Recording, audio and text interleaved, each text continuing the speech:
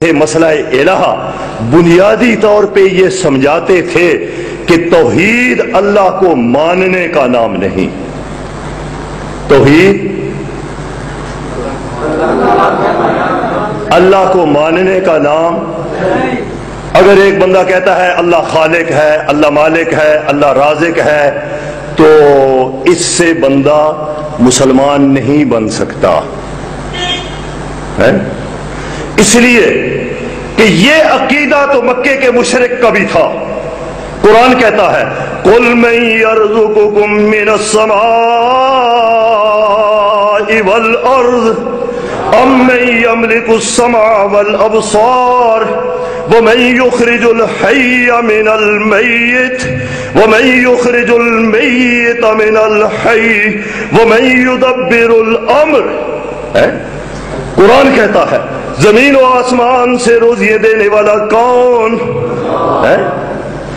قرآن کہتا ہے میرے نبی ان سے پوچھئے، ابو جہل اور مکہ اینڈ کمپنی کے مشرک سے پوچھئے زمین و آسمان سے تمہیں روزی دینے والا کون ہے؟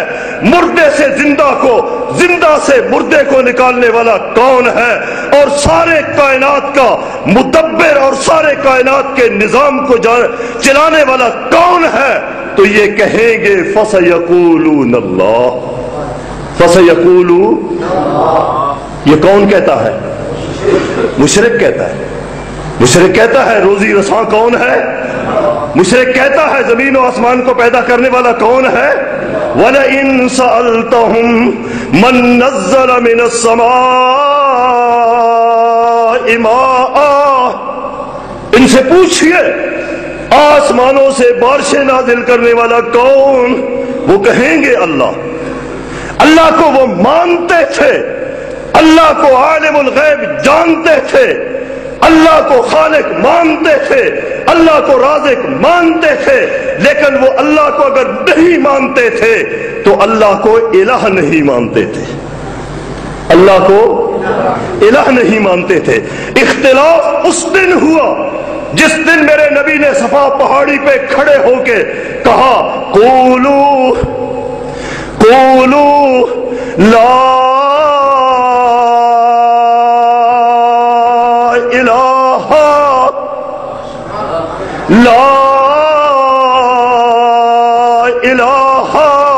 الا اللہ تفلحون. اس دن اختلاف پیدا ہوا اور کیا کہا وَيَقُولُونَ أَإِنَّا لَتَارِكُو آلِهَتِنَا. مشرک کہنے لگے کہ ہم ایک اللہ کو الہ مان لے اور ان سارے معبودوں کو، ان سارے حاجت رواؤں کو، ان سارے مشکل کشاؤں کو، یہ جو ہمارے معبود ہیں جنہیں ہم پکارتے ہیں، جن کے بارے میں ہمارا یہ خیال ہے کہ یہ فلاں مرض کے لیے پہنچتا ہے، یہ فلاں مرض کے لیے پہنچتا ہے، یہ فلاں کے لیے پہنچتا ہے. ابھی بات مردے کی ہو رہی تھی، ابھی بات قبر کی ہو رہی تھی. میرے نبی کا جو مشن ہے اس مشن میں قبر کا کوئی مردہ بھی وہ کائنات میں حاجت روا نہیں ہو سکتا، اور شمس و قمر بھی حاجت روا نہیں ہو سکتے. اور اگر کوئی گائے کی پوجا کرتا ہے وہ بھی حاجت روا نہیں ہو سکتی. جس طرح ایک بت کو پوجنے والا مشرک ہے، اسی طرح قبر کو پوجنے والا بھی مشرک ہے. اس میں کوئی شک و شبہ نہیں. یہ مشن کی بات ہے. اور ایک ہی بات کہتا ہوں وَيَوْمَ نَحْشُرُهُمْ جَمِيعًا. کل قیامت کا دن ہوگا. اللہ کہتے ہیں ہم ساری کائنات کو، سارے انسانوں کو، سارے جنس و انس کو، سارے اولیاء کو، سارے انبیاء کو، سب کو ہم جمع کریں گے. وَيَوْمَ نَحْشُرُهُمْ جَمِيعًا ثُمَّ نَقُولُ لِلَّذِينَ أَشْرَكُوا مَكَانَكُمْ. ہائے تو دیو، یہ مشرک آج جان چھڑاتا ہے. مولوی صاحب بڑا رونا رو رہے تھے. یہ کب چھوٹیں گے؟ وہاں بھی نہیں چھوٹ سکیں گے. اشرکوا مکانکم فزیلنا بینہم. اللہ کہتے ہیں ہم انہیں تقسیم کر دیں گے، ایک طرف توحیدی ہوں گے، ایک طرف اولیاء کرام ہوں گے، ایک طرف اللہ کے چہیتے برگزیدہ بندے ہوں گے، ایک طرف انبیاء کرام ہوں گے۔ فَزَيَّلْنَا بَيْنَهُمْ وَقَالَ شُرَكَاؤُهُمْ مَا كُنْتُمْ إِيَّانَا تَعْبُدُونَ مَا كُنْتُمْ إِيَّانَا تَعْبُدُونَ۔ اس دن حضرت علی بھی کہیں گے، حضرت حسین بھی کہیں گے، جناب نبی کریم صلی اللہ علیہ وآلہ وسلم بھی کہیں گے، حضرت عیسیٰ روح اللہ بھی کہیں گے، حضرت موسیٰ کلیم اللہ بھی کہیں گے ما کنتم ایانا تعبدون ما کنتم ایانا تعبدون۔ تم کب آئے ہماری قبر پہ؟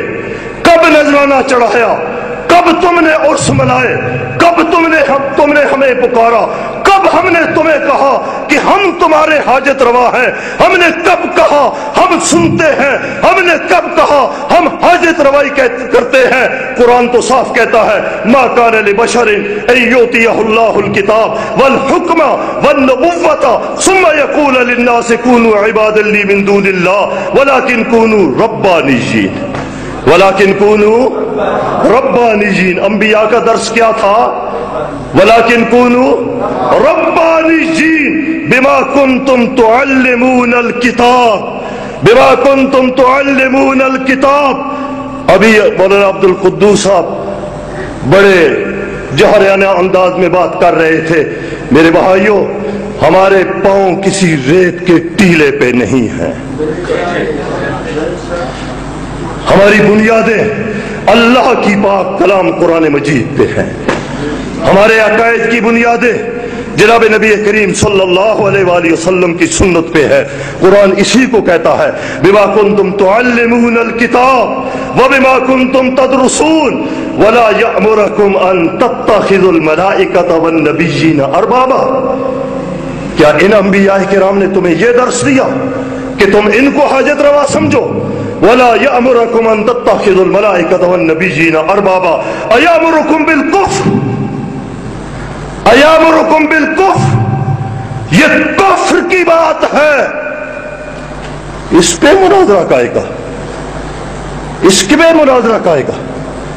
آئیے پہلے اپنا عقیدہ وحدانیت کا ثابت کیجئے، تم الٹے لٹک جاؤ، اللہ کی توحید پہ تم اپنا عقیدہ ثابت نہیں کر سکتے۔